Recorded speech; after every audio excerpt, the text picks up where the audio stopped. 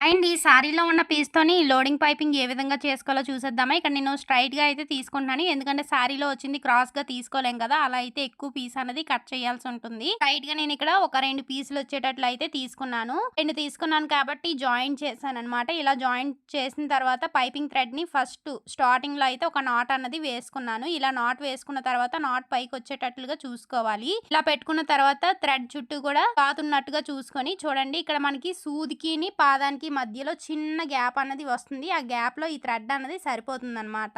ఆ థ్రెడ్ పక్క నుండి స్టిచ్ వేసుకుంటూ వచ్చామంటే నార్మల్ పాదంతో అయినా సరే చాలా ఈజీగా పైపింగ్ అన్నది వేసుకోగలుగుతాము. ఇలా చివరి వరకు కూడా స్టిచ్ చేసుకుంటూ వెళ్ళిపోవడమే. చూస్తున్నారు కదా! ఇలా మొత్తం అంతా కూడా స్టిచ్ చేసుకుంటూ వెళ్ళిపోవాలి స్ట్రెయిట్‌గా. ఇలా స్టిచ్ చేసుకున్న తర్వాత పక్కన ఒక 1/2 ఇంచే ఉన్నట్లుగా చూసుకొని మిగతాదంతా కూడా ఎక్స్‌ట్రా క్లాత్ ఏదైతే ఉందో దాన్నంతటిని కూడా నీట్‌గా కటింగ్ చేసుకోవాలి. ఇలా కటింగ్ చేసుకున్న తర్వాత మనం హెమ్మింగ్ కోసం ఏ విధంగా అయితే క్రాస్ పీస్‌లు అటాచ్ చేస్తామో ఇప్పుడు అదే విధంగా అటాచ్ చేసి పెట్టుకోవాలి.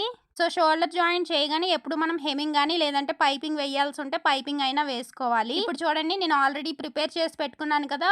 పైపింగ్ థ్రెడ్ అండ్ అలానే క్రాస్ పీస్‌లు. వీటినైతే 2 కూడా ఒకదాని మీద ఒకటి పెట్టుకోవాలి. ఫస్ట్ అయితే పైపింగ్‌ది పెట్టుకోవాలన్నమాట. పైపింగ్ బ్లౌజ్ వైపు వచ్చేటట్లుగా చూసుకోవాలి. చూడండి వీడియోలో చూస్తే అర్థమవుతుంది. ఇలా పెట్టుకొని మనం ఫింగర్స్‌తోని టచ్ చేసుకుంటూ ఉంటే అది మనకి తెలుస్తుంది. ఎక్కడుందో అనేసి థ్రెడ్ పక్క నుండి స్టిచ్ వేసుకుంటూ వచ్చేస్తే సరిపోతుంది. ఇప్పుడు స్టిచ్ అయితే వేసుకుంటూ వస్తాం కదా! ఇక్కడ అక్కడక్కడ టక్స్ పెట్టుకోవాలన్నమాట.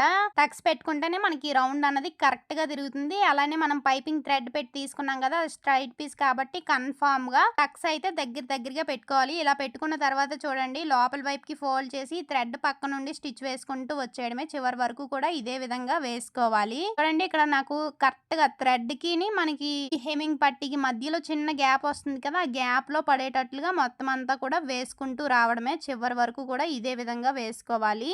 వేసుకుంటూ వచ్చిన తర్వాత బ్యాక్ సైడ్ మనకి ఎక్స్ట్రా క్లాత్ అయితే ఉంది కదా! దాన్నంతటిని కూడా ఇలా నీట్‌గా కటింగ్ చేసి ఈ క్లాత్‌ని మనం పైకి తేల్చామంటే నీట్‌గా వచ్చేస్తుంది. ఇక్కడ మొత్తం అంతా కూడా కటింగ్ అయితే చేసేసాను. చూడండి ఇప్పుడు మనకి నీట్‌గా వస్తుంది కదా! ఇలా లోపల వైపుకి ఫోల్డ్ చేసి పైపింగ్ వేసుకున్నాం కదా! పైపింగ్ పక్క నుండి ఒక స్టిచ్ అన్నది వేసుకుంటూ రావాలి. ఆ వేసుకుంటూ వచ్చేసామంటే నీట్ ఫినిషింగ్ అనేది వస్తుంది. మళ్ళీ బ్యాక్‌కి తిప్పి మనం హెమ్మింగ్ అయినా చేసుకోవచ్చు. లేకపోతే మిషన్ కుట్టు అయినా వేసుకోవచ్చు. నేనైతే ఇక్కడ మిషన్ స్టిచ్ అయితే వేసేస్తున్నాను. మొత్తం పైపింగ్ అంతా రెడీ అయ్యాక చూడండి మనకి బొటిక్ లెవెల్ ఫినిషింగ్ అన్నది వస్తుంది.